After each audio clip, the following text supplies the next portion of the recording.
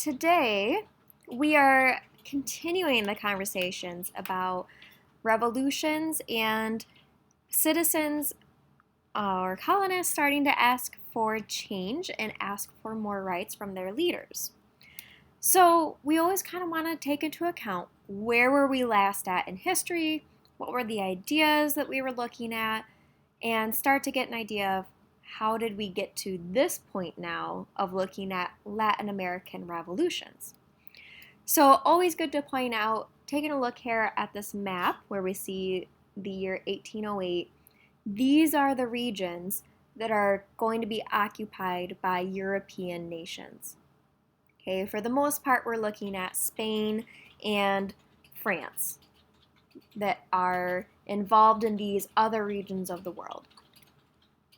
Okay, so we're taking a look at that time period between 1400s to late 1700s. That was previously to today. We know that last we were talking, we saw that the Spanish were searching for gold and they were starting to make different plantations. We see the use of slavery really starting to become a thing, that transcontinental trade that we saw earlier or late last unit.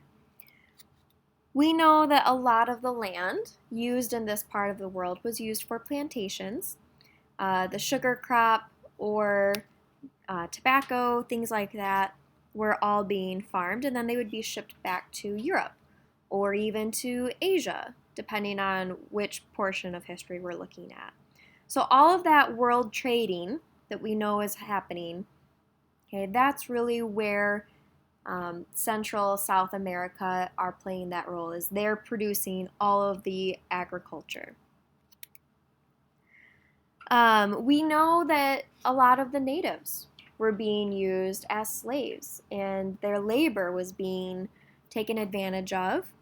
Okay, we saw that originally back when we were looking at Christopher Columbus's diary entry, where he was really talking about the bodies of the people he was interacting with. We know he later took a native back to Spain with him.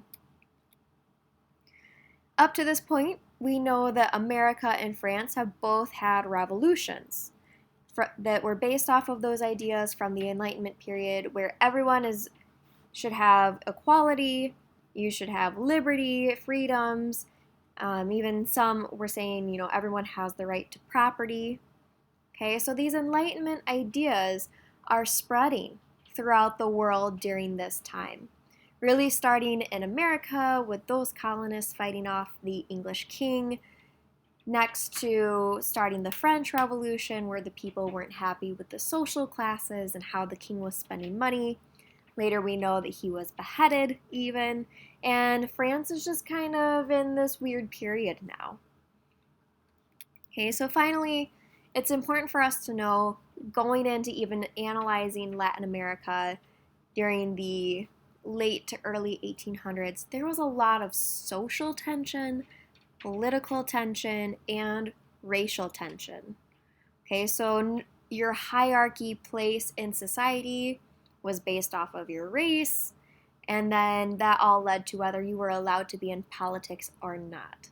Okay, so there's a lot of miscommunication happening here and a lot of frustration. So, this is where we take a look at the discontent and the anger that is being felt among all of the different people in South and Central America.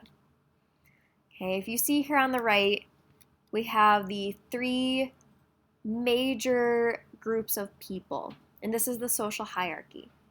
At the very top, you have people who were born in Spain. Okay, right? Because Spain is the country that primarily was developing Central and South America. So if you were born in Spain and you just happened to move over, you are top of society. And only these people are allowed to have government jobs and church jobs. Okay, so these people are called peninsulares, again, Spanish born, and they're making all of the choices. Underneath the peninsulares are Creoles. Now, these are Europeans of European descent, and then they were born in the colonies.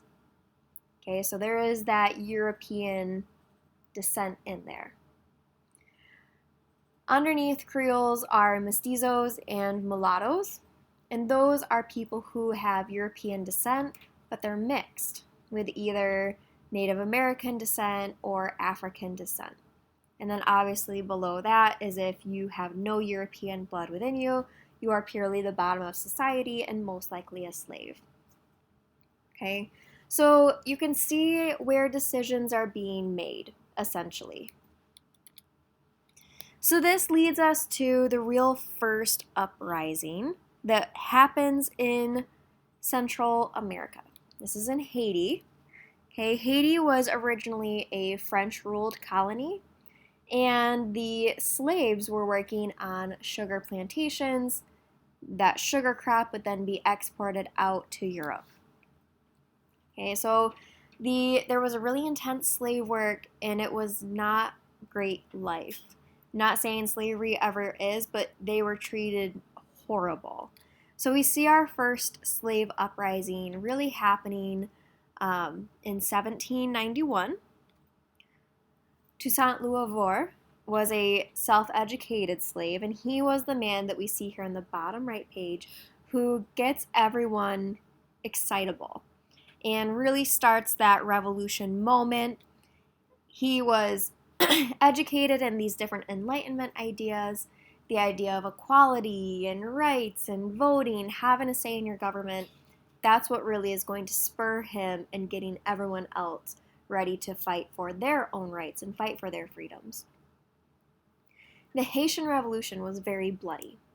It is a small island located underneath kind of the Louisiana, Florida area, and it was more bloody than the American Revolution. So a smaller land area, more bloody than all of the eastern side of the United States. Okay, so that kind of shows you just how bad this uprising, this revolution was. In 1798, so after 7 years of riots, revolution between the slaves and French people in control, we see that slavery is abolished, and Louverture has the forces, it's under his control. He's now kind of in control of the island. Now, Napoleon, who we know took over France after the French Revolution, he did try to come back and take over the island again, and he did capture the leader, Toussaint Louverture. However, because of germs are always going to win in the end, the French army actually ended up getting sick with yellow fever, and they were not able to capture back the island, which means that the Haitian island became independent from this point on. Now, we know already that ideas are going to spur calls for change. This happened in America, this happened in France, now from France to Haiti, and these ideas are going to continue to spread. And we see the next spread happening in Mexico. Now, Mexico was again a colony of Spain, and there were tensions. The speakings about the slave revolts in Haiti started to lead to questioning of Spain's control over Mexico. Okay, so we start to see those tensions really rise. We see the Creole and Mestizo priests end up actually making that cry for independence. So again, these are people who have European descent within them, but they are also going to be mixed with natives in the area. Okay, so the priests are the ones that end up rising up and making this cry for independence to the common people. They actually end up calling this El Grito de Dolores, or the Cry of Dolores. This day in history in Mexico is actually celebrated much like we think of our Independence Day for July 5th. There is a celebrated September 15th, but much in the same way of this is when we got our independence and declared ourselves separate from the colonist European country. Now, while all of these tensions are happening, the priests are uprising and saying we need to be asking for change. On the other side of the Atlantic Ocean, Spain's king is dealing with his own people back in Europe. And he is later forced to sign a constitution because his people again wanted to have more control. They're wanting to adapt the times and ideas of the Enlightenment period. And so Spain's king signs this constitution, okay, leading to Mexico and the other local areas being able to break away from Spain because they guaranteed freedom and rights back in the home country of Spain and Europe. Now Mexico is able to rise up. So out of the Mexican Revolution and separation away from Spain, we really see the development now of Mexico and the creation of neighboring countries, Guatemala, Nicaragua, Honduras, El Salvador, and Costa Rica. Lastly, we kind of lump South America all into one region because for a lot of the time, they were under control of one person. Okay, so when we talk about their independence, we're really taking a look at all of this continent because it isn't until later that we see different regions break apart and become their own countries. So in South America, again, France and Spain had control over different parts of the land, much like they did throughout different regions of Central America. There was constant fighting that was happening here on this continent between the different French or Spanish colonies against Native Americans.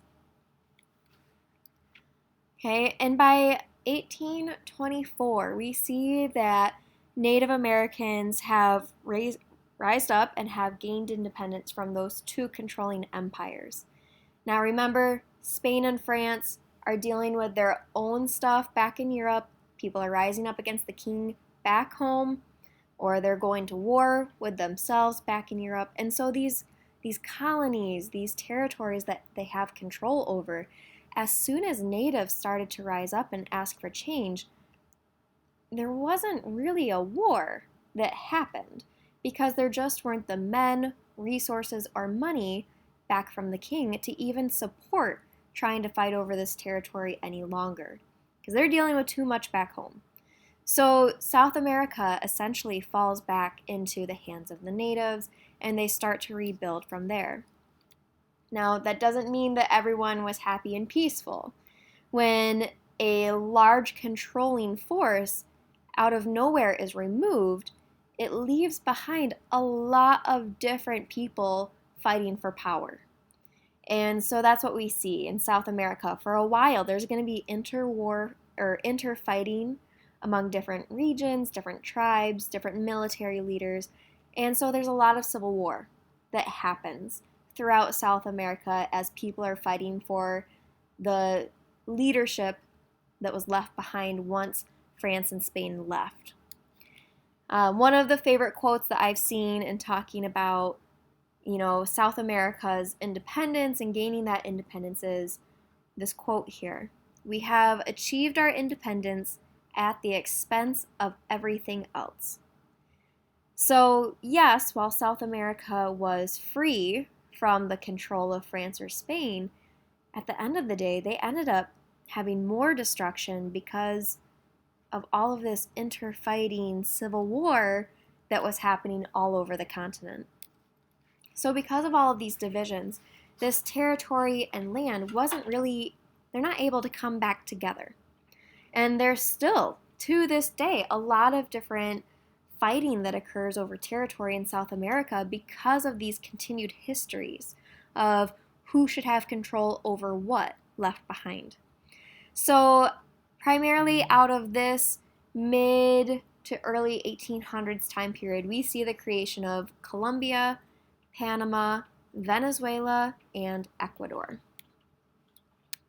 So as we leave today, I want you to think about these kind of overarching ideas, especially ones that even tie back to talking about the American and French revolutions. How does an idea spread around the world? We obviously see that Enlightenment ideals changed the entire way countries operated and who had power or control. Were these ideas being spread by mouth, word of mouth, stories, things like that? Were they spread by newspaper, books? How are these ideas moving so quickly around the world? Another question to consider is, can an event on one side of the world cause a separate event on the other side of the world? So what I mean by this is, did the American Revolutionary War directly impact the start of the French Revolution? Did the French Revolution have a direct connection to starting the Central American revolutions that we just talked about? And if you say yes, that those had direct impacts on each other, is that possible still today? Are there wars, are there conversations that are happening on the opposite side of the world that are impacting us? Are we in America having some kind of impact on the complete opposite side of the world?